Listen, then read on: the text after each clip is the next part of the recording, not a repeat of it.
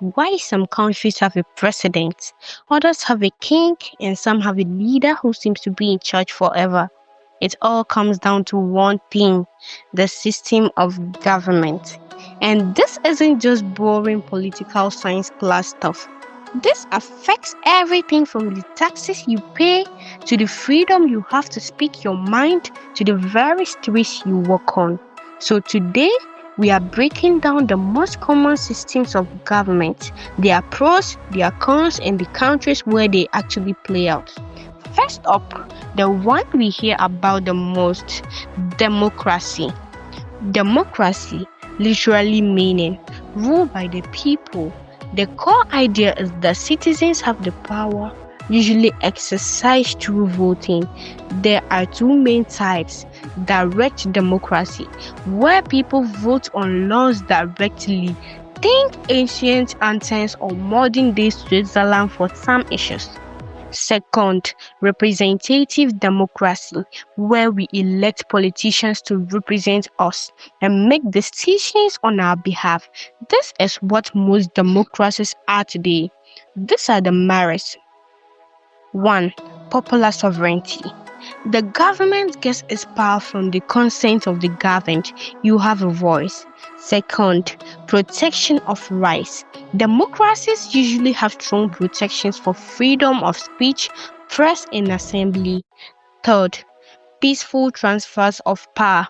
Elections mean leaders can be replaced without coups or civil wars. 4. Accountability. Leaders can be voted out if they perform poorly. These are the demerits. 1. Can be slow. Debate, compromise, and bureaucracy can make decision making painfully slow. 2. Tyranny of the majority. The majority can sometimes ignore or even oppress the rights of minorities. Third, short-term focus. Politicians might focus on popular policies that win the next election rather than long-term, difficult solutions. 4. Voter apathy and manipulation.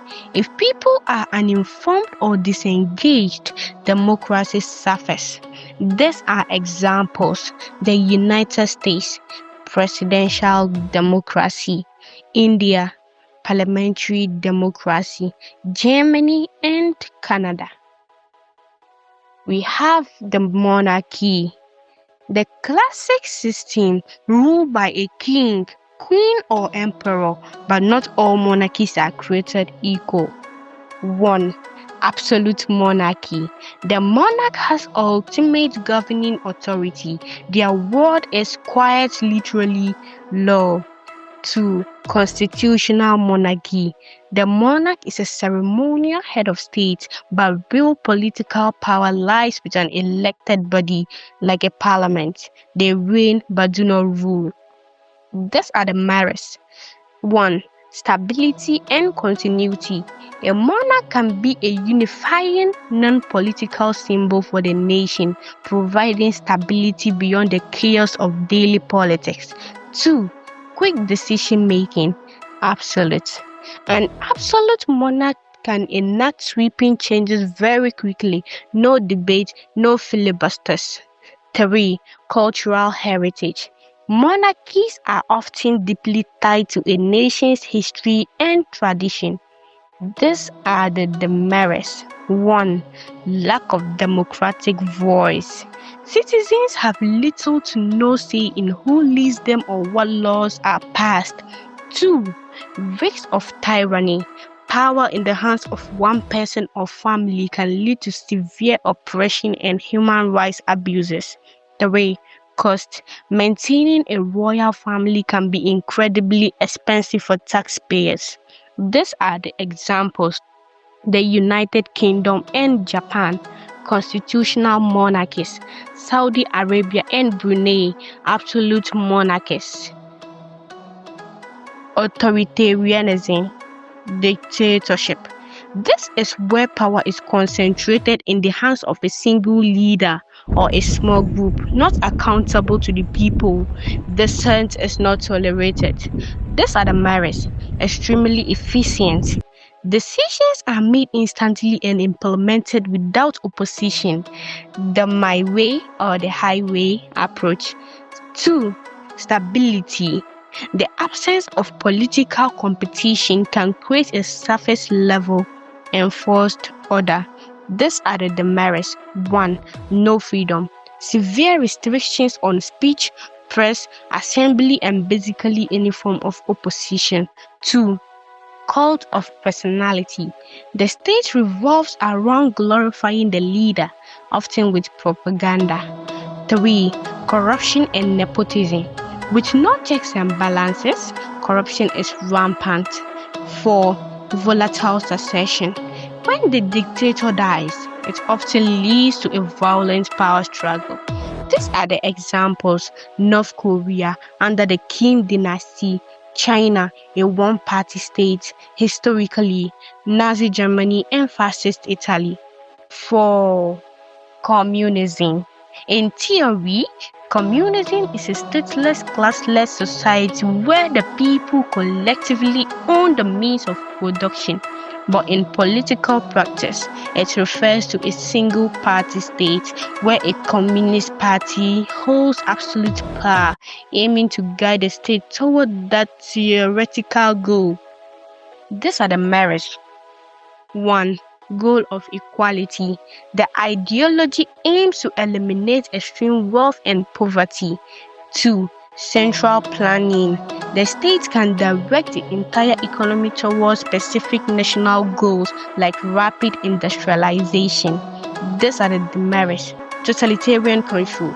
In reality, most communist states have become authoritarian, with a single party controlling all aspects of life. 2. Economic stagnation. Lack of competition and profit motive often leads to shortages and a lack of innovation. 3. Suppression of individual rights. Individual freedoms are sacrificed for the perceived good of the collective. These are examples: China, Cuba, Vietnam, Laos. Note, many argue these are state capitalists or post-communist, but they are governed by a communist party. Oligarchy. This one is often unofficial. An oligarchy is ruled by few, where a small elite group, whether by wealth, family ties, or corporate power, holds effective control over the government, regardless of the official system. These are the merits.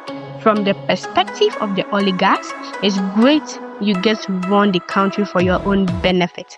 The merits. 1. Extreme inequality. Laws and policies are skewed to benefit the ruling class, widening the gap between rich and poor. 2. Corruption is the system.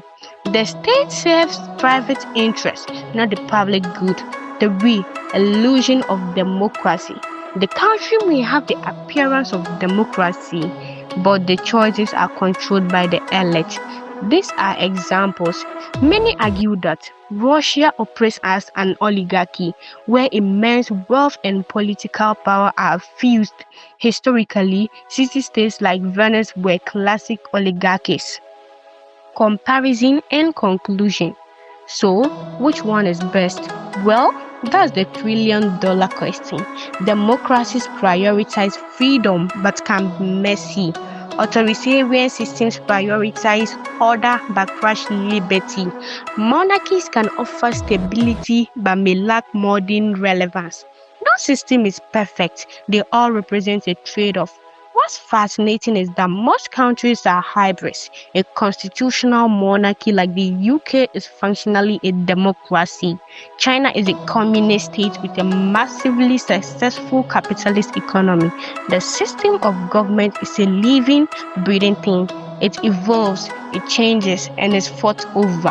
It's the story of how we humans try to organize ourselves, balancing power, freedom, and order. So what do you think? Is the messy chaos of democracy worth it? Or is the stability of a strong leader more important?